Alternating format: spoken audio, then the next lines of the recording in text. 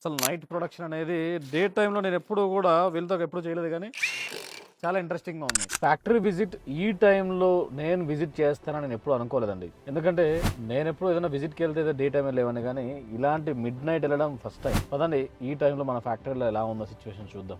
ఇది మన factory front side అండి. మీరు చాలా సార్లు చూసే ఉన్నారు కదా. ఇది ఒక బ్యాచ్. ఇప్పుడు నైట్ షిఫ్ట్ అంతా వీళ్ళంతా చేస్తారు. దాదాపు ఇప్పుడు 11 అవుతుంది. ఈ టైంలో భోజనం చేస్తున్నారు. భోజనం చేసి ఇది ఒక సైడ్, నెక్స్ట్ అట్ సైడ్ ఇది మన వేర్ హౌస్ అండి. కొత్తది అందరూ చూసే ఉన్నారు కదా.